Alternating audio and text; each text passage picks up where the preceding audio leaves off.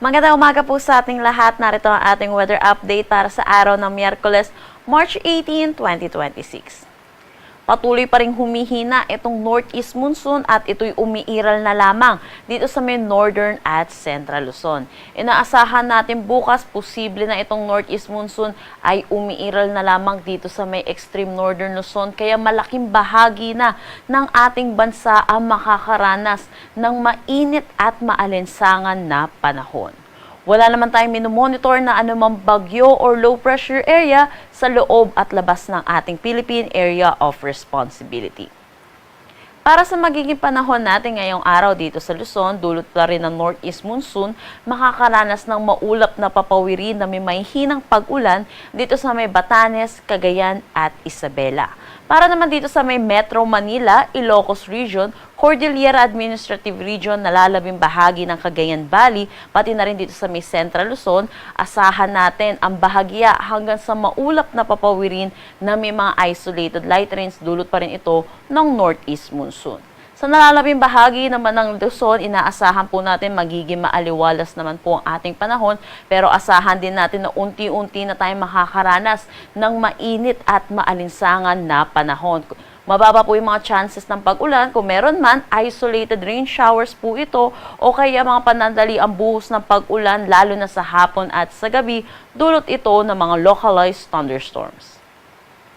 Agwat ng temperatura para sa Metro Manila, 22 to 30 degrees Celsius, Lawag, 22 to 31 degrees Celsius. For Tuguegarao, 21 to 29 degrees Celsius, Baguio, 13 to 21 degrees Celsius, Tagaytay, 22 to 29 degrees Celsius, at Legazpi, 23 to 31 degrees Celsius.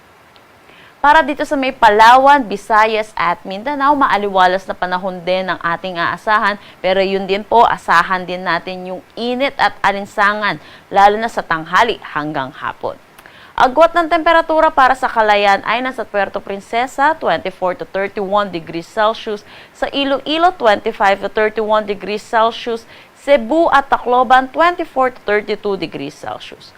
For Zamboanga, 23 to 34 degrees Celsius, Cagayan de Oro, 23 to 31 degrees Celsius, at Davao, 24 to 33 degrees Celsius.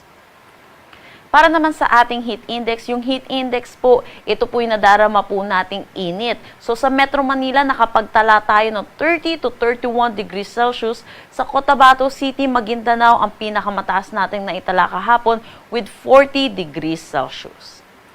Para naman sa ngayong araw, inaasahan po natin pinakamataas pa rin dito sa may Cotabato City, Maguindanao with 41 degrees Celsius at sa Metro Manila naman 32 degrees Celsius.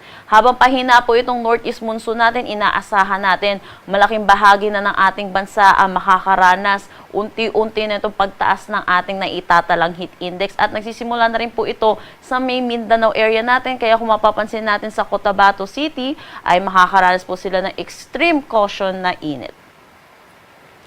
Wala naman tayo nakataas na anumang gale warning sa anumang seaboards ng ating bansa. Ang sunrise mamaya ay 6:02 AM at ang sunset mamaya ay 6:07 PM.